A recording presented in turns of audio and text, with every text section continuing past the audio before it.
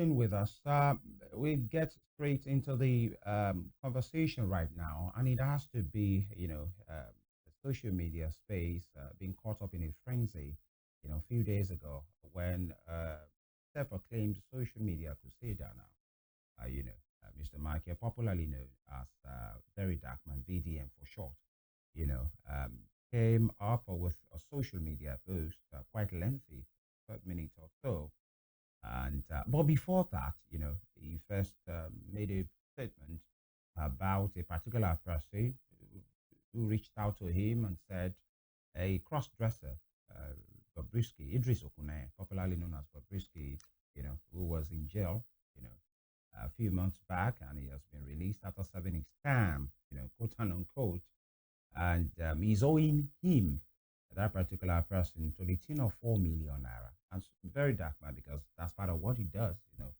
as a person on social media called Bobrisky out to say, please pay up this person you are owing. And we learned, allegedly that Bobrisky called his bluff. And VDM was like, okay, I have something with me that if I release, you might not like it. Please pay up. And by the end of the day, because of time, he came back with that 12-minute video and he made very some expose, a particular voice note or phone record recording, that has the voice or purported voice of Bobrisky talking to that person when he wanted to borrow the money. That this was what he went through, how he was sent to jail, how he had, the case of money laundering, apart from the mutilation of the naira that he went to jail for. It was part of the allegations against him at some time, and how he had to reach out to some persons to say, please have these, the case of money laundering dropped, and he mentioned some names of some EFCC officials were involved, and they got to the tune of 10, 15 million naira to say, if you give us this money, we will have that particular charge, that particular one about money laundering dropped. And, he got the money and gave it to them. And according to him, that charge was dropped because it was formally read before it was now the case of naira mutilation. And he said, the legal luminary, Femi Falana, and his son, Falana, popularly known as Files, their names was mentioned as part of the conversation. They talking about presidential pardon, and then Falana had to say, okay, if you want us to get you a pardon, money must exchange hands, and a lot of things. And again, in that voice note, it was revealed. I keep saying voice note now or a recording. That instead of him, Bobrisky, Savvy, his term at the Kirikiri Correctional Center, he said he reached out to a particular godfather of his, and this godfather reached out, to the Controller General of the Correctional Center, according to that recording, and an arrangement was done for him, so he didn't really serve in the prison. An apartment was gotten for him because some persons influenced, the correctional controller general, and he didn't serve where he was supposed to serve, and all of these has really come out to our faces, and people are talking about it. Just a day before, after that, the chambers of Femi, Falana and Falana, made a statement, and they told him that is VDM in this case to retract that statement, call it defamation of character. They made their explanation, a lot of things. You know what I'm talking about. But because of time, to give us a sense of what we are discussing this morning, because many persons are saying, why we Falana, through the Falana, be threatening legally VDM. That VDM is not the one who made that particular recording. Why not Bobrisky come and say, okay, it's VDM? But we have a lawyer, an activist in the house, is virtually this morning, Chitam Harry Nwala. He is a lawyer, a Pan-Africanist, and of course, an activist. Good morning. Good to see you again, Barrister. Good morning, and thank you for having me in your show this morning. Very well. I know you are very much aware of what I've just talked about. What do you make of all these, the allegations against the FCC, the allegation against the Controller General of the Correctional Center, having been talked to about particular godfather, the money exchanging hands, and presidential pardon being sought, all of these things that we have on our hands. What do you make of it? First of all, I must say that it is really sad and unfortunate that we are getting to it's like this is the first time we're hearing things of this magnitude happening in our nation. And but I must say that unfortunately, this is not a new thing in our system. This high level of corruption. It's not new in our system, but this is like the first time we are really having it come public like this and become a public debate where we have some of these enforcement agencies uh, drop charges, uh, drop charges over certain negotiations and all that. The initial thing that came to mind was what happened between BosRisky and the EFCC was a plea bargain. But we are now discovering that it's not a plea bargain. It's more of money exchanging hands for charges to be dropped against him or her. But I don't know. Okay, maybe him. I'll use him in this particular instance. Now, but it's really unfortunate and it is sad.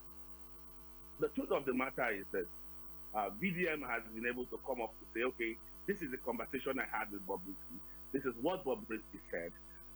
It's now, if for whatever reason they feel that he is lying or what he's saying is defamatory as it presents itself in the open space now, I think the best thing for them to do is to actually seek redress from the court. However, let me say that the Nigerian system is pathetically corrupt. A lot of high profile personalities you see who court judgments have gone against and they tell you that they have taken to correctional center. How many of them really serve in the correctional center? That is why nobody is also interested in renovating or putting our correctional centers in good shape. In all you hear every day, in the budgetary this you see every day, how many times have we heard the government talk about putting the correctional centers in good shape? It's a terrible place to be. So they would pay out whatever they can to this system to make sure that they don't stay in the correctional center. And do not also forget, even in the correctional center, there are VIP environments where they keep for very special persons who do not actually go through the pain. Like the people live normal. The only restriction, the only problem challenge you have is that you'll be restricted from leaving that particular environment. But you're within that environment for the time, for the period in which you are serving your sentence. This is the Nigerian system, and it's a terrible system.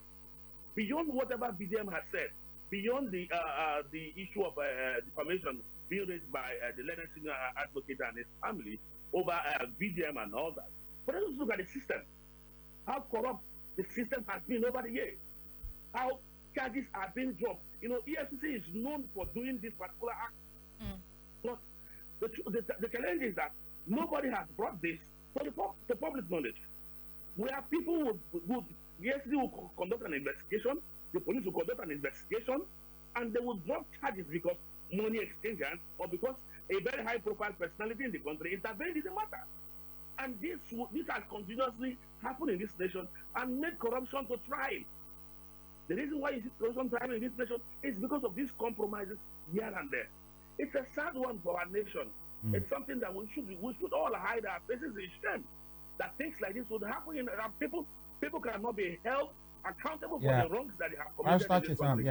Even when a court of contempt jurisdiction has given an order or a judgment on the matter, that these people still get this VIP treatment even while serving their sentences. Right. It's really sad and unfortunate. Very condemnable in no sense of it. Very sad and unfortunate. By the way, I think for now the case is not yet in court, so we can speak freely on the matter. The alleged recording, the phone recording. The person, it purportedly happened between BosRisky and the person that lent him that money. It was only made popular by the post of VDM. But the person, in case, BosRisky, he has come up with his own statement to say he's not the one. He has denied it. In fact, he called it an AI-generated a particular recording. And people are saying, really? Many persons have said this is your phone number as well. But in all of this, let's look the substance of the matter. You have talked about the allegations of corruption. In fact, Fisa Oshoyombo, an investigative journalist, has said if anybody is denying that prison part, he is ready because he has done something on it before to expose the corruption at the correctional center. He's ready. And many persons are saying this happens as well. The VIP treatment, in fact, that recording said the apartment was not even in that particular center. It was somewhere, and it was procured for him by the influence of his godfather through the intervention of the Controller General of the Correctional Center. But, let's speak to the defamation part. The Falana family have come out heavy, and when we expect that as well. Falana on the files, the father, Femi Falana, SAN himself.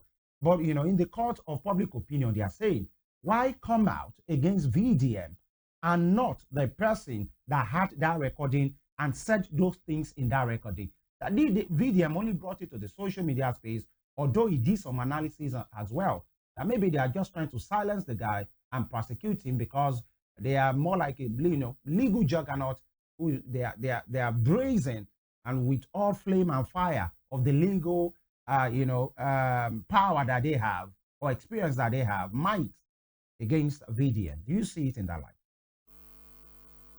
Well, one thing about defamation, anybody can raise up the issue of defamation when things are being said. But when the chiefs are down, you get to prove defamation.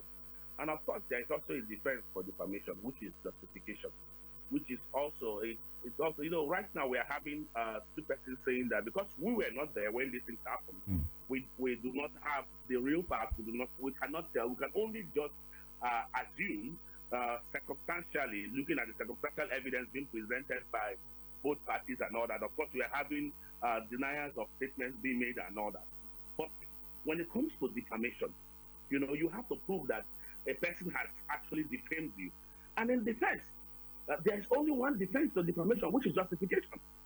Once the person is able to justify to say, I did not defame you, what I have accused you against, you actually did it. These are the evidence before us proving that you did what I said or you had this conversation. That suffices. So it's irrespective of whoever is involved and all that. There's one thing I keep encouraging members of the public, that no matter how highly placed a person is, no matter how sound or how powerful a man is, if you are sure of what you are saying and you have evidence to back up your claims against such a person, hold your ground. But be sure that what you are saying, because the law of defamation is to protect people from just being harassed and falsely accused in the public by individuals unnecessarily. Now, whether you like it or not, one way or the other, this is tainting on the image and reputation of Femi Falana SAN. Truth of the matter, he has built his career, he has built his legacy over the years with a very high reputation in this country and in the legal profession. So it is not something that is strange that when such an allegation is made against him, he should not react. Of course, we expect him to react. Some of us even expect to hear his own side of the story, the level of involvement he has in this particular matter. And if he feels that, I'm not interested in the court of public opinion, I have to seek redress and approach the court, I think that is even the best approach to go. And if it also beholds on the accuser, which is VDM now at this moment, to also prove, to say that what you have said is right, what you have said is wrong. So now, I do not see this as a form of intimidation. Anybody who, for whatever reason, certain allegations have been made against, especially one who has actually built a reputation, irrespective of how highly placed the person is, and these allegations, hasty and weighty allegations, are levied against them, it is within their right to also either accept or deny these allegations, because he has a reputation to protect, both for himself and for his family. Remember, it also involves his own son. So it's very important that he actually comes up to clear this particular area. So I don't want to look at it from the angle of intimidation. And I would also advise the learned SAN to approach the court to seek redress, where he is sure that the allegations against him are false. Because it is not just, for me, it doesn't make any sense to come and have this media war with VDM. If you think the allegations are wrong and they are false, why don't you approach the court and let us allow VDM to as well present its own evidence before the court, and whatever decision the court reaches based on the evidence before it, we take it to be what it is. But the truth of the matter is that we cannot rule out this kind of corruption in our system. They are known to us. They are not new. These things have been there. They are still continuing. I can tell you that there are still people till tomorrow that are benefiting from this type of corruption in our system. That is why when we came up with this thing, some of us were, a part of us were actually happy because people need to speak about these things. Nigerians are too quiet about this high level of corruption in our system where people do not pay for their sins. People get away with it because they have high level godfathers and friends in the system. And we will see that people get this pardon secretly. They get this pardon secretly. And at the end of the day, they go scot-free. This system has to change. And it will start by we speaking up against the system, speaking up against the evils happening in the system. No, enough of it. So for me, I'm excited with what is happening. I'm excited with the revelation, and we should learn. But the truth of the matter is that with the kind of leadership we have in this country, is this leadership ready to fight this corruption? Is leadership ready to sanitize the entire system? As any committee or as the government has been swinging during the investigation of the matter or the allegation? No. I can tell you for free that they are looking for ways to throw this under the carpet and kill this. Mr. Nwala, please permit me to butt in here. Thank you. Talking about the government's response, of course, we know that the EFCC released a press statement saying that the video regarding the very dark man trending now would be looked into, especially the investigation of BosRisky paying 15 million naira, for his release. And also the Minister of Interior, Tunji Ojo, has also said that there will be a thorough investigation on this matter. Some deputy controllers have been suspended. So I think the government is on it. Now, the National Assembly. Yeah, so now what people are focused on will be the results of the investigation by the government. Going back to Martin Ose's video, Very Dark Man, when he released that particular video, or audio rather, indicting BosRisky, Femi Falana, and his son, Falana. Let's watch this video so you can have a total grasp of what happened, and we'll come back to take your reaction. Yeah, that's when the whole thing started from, jealousy, everything. So we shall got to court. I shall told them that I'm guilty, that maybe court will even pity me or say, oh yeah, pay fine. I know. Or community service. Sadly, the court sentenced me. So, I was on my way to the prison. Then my godfather called me and said, you will not enter that prison, don't worry. Let me make arrangements for an apartment close to the prison. That is going to call the controller in that's overall in Nigeria, in Abuja, and I will talk to them. They shall talk before I come back. They now took me to one apartment that I must not come out till I finish my sentence. That the Oga said they should come out. The Oga said they should come and keep me here. That I mustn't go enter data, but nobody should know that I'm not there. Yes. So they said the guy will collect money. They wanted to give them 7. Wait. Who is this BosRisky's godfather that called the Controller General of Prison in Abuja and instructed him that he should not let BosRisky to enter prison, and the Controller General of Prison now gave BosRisky an apartment outside the prison? Do you understand? An apartment outside the prison that he should stay there and he will not enter the prison. So BosRisky didn't go to prison, obviously. Basically, the prison obviously is for the poor men and for the poor masses. So this is how the EFCC come and lie to us. Say they don't probe somebody, they don't arrest one big man for financial crime.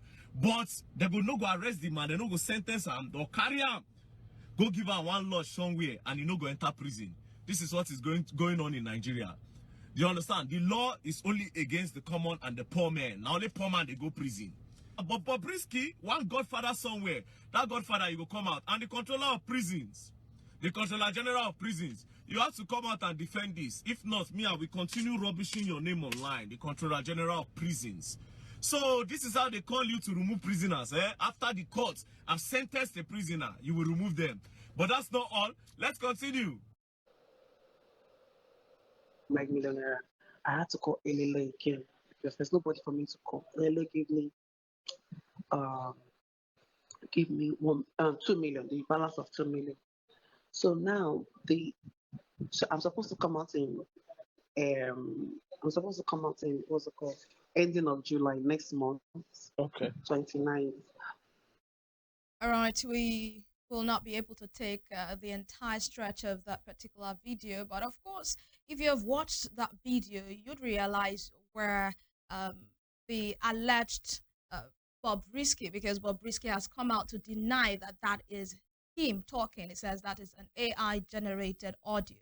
The alleged BosRisky said he called Falz, or Falz reached out to him, and he was able to tell him that he can get a presidential pardon for him. So every of the charge will be dropped against him. And you could see the reaction of VDM saying that, what does this mean? Does this mean Bob and Femi, Falana, aka Falz, are in some homosexual relationship? And also the fact that Femi Falana, who has built his name for years, who has been a lawyer activist for years, could be entangled in such a web. And he said categorically that he has lost respect for Femi Falana being in this kind of situation. Mr. Nwala, if you're still with us, would you say that VDM went about all of this the wrong way, especially his comments against the Falana family? Well, first of all, I must say that I cannot completely say that he went about things the wrong way, but let us look at what he has said and the allegations. Before one would come out to make certain allegations or heavy, weighty allegations like this, the person must have had he done his underground works, investigations, and have his facts correct. Because there is this confidence that comes with having your facts correct, having all you need to pursue a particular matter with you. There's this confidence that comes with it. When you do not have that confidence, when you do not have your facts correct, you won't have this level of confidence. So I want to assume that he already has his facts kept beyond the voice notes he has. He already has his facts, right? And he's ready to pursue it to a logical conclusion before coming out. Now, but the truth of the matter is this, over the years, we have also discovered that the effectiveness of petition writing to certain security agencies or higher authorities are usually no longer effective. We have the challenge of the effectiveness of petition writing. Normally, you would expect to say, okay, in a reasonable way to go about, the reason we go about this is to write a petition to the system and raising of these allegations against BosRisky and against every other person involved in the entire matter, and expecting that there will be a proper investigation with a logical conclusion to it. But these days, you discover that when you write this petition, they kill the petition. It even takes months to be processed and all that. So what is best for our system now is this public exposure of corruption. Public exposure of corruption. Anybody involved in corruption, when you have the evidence, you cry about it, you shout about it. Because it's enough of this. See, our country is, we've almost lost this country to corruption. We've almost lost this country to corruption. The country is almost dead. Because we hide corruption, we cover corruption. Let me say this. You see, the suspension of the Deputy Controller General of Prisons and these other statements by both the Minister of Interior as well as the EFCC and all that, for me, it's just damage control if you ask me. It's clearly and purely damage control. Would they say they are not aware of this? Okay, if you are saying that, you're suspending the Deputy Controller General of Prisons, on what ground are you suspending him? To allow for a thorough investigation, because they cannot be in the system when an investigation is going on. So they have to, be out of the system to allow for a thorough investigation of the matter. It was not just one person that was suspended, by the way. It is the Controller General. You're suspending the Deputy Controller General. The Controller General was accused in the video. You did not suspend the Controller General. You are now suspending the Deputy Controller General. Let's ask ourselves questions for goodness sake. Because, and you want to do a proper investigation. You want the people to feel that you're actually working. Somebody has to take the bullets on behalf of everybody. And the person they discover, they find worthy to take the bullet is the Deputy Controller General. Meanwhile, the person accused was the Controller General. What are we talking about in this country? What are they trying to cover? What are they trying to hide? You know, because of the public, because of the sensibility of this particular matter, they are trying as much as possible to calm the public over this. But let's say this. Unfortunately, we have a leadership in this country that is not interested in investigating corruption. How did the better Edu matter end? How did it end? After all the media booze and everything, how did it end? Has anybody been charged? Has anything been happened about it? Everything was thrown under the carpet. Barrister, we have found ourselves. Yeah, because of time, let me come in here. You know, in the Falana Chambers release that they made on behalf of Falana, that first about guy, is now very viral on the internet, addressed to Martins Vincent Ose. By the way, it's not Michael, it's Martins. And, you know, they said demand for withdrawal and retraction of defamatory statement against Falana, aka Files. You know, they talked about that. And, you know, let me just move to the other page. Specifically, on the 4th of May 2024, you know, Idris Okunaye contacted our client. They explained how it was BosRisky himself who reached out for any help. And, you know, it was a phone conversation, having knowledge of the Naira abuse charges leveled against him and genuinely believing he might require legal advice. BosRisky called shortly after, but instead of soliciting legal advice, he stated that he was in distress and needed financial assistance of about 3 million, which he claimed he needed to pay some officials to be permitted to stay in the VIP section of the correctional center. Our client, in the same conversation, advised him that there was no need to pay the officials of the correctional center any money. However, BosRisky stated that his lawyers had messed up his case by asking him to plead guilty to the charges filed against him, and, you know, yada, yada, yada.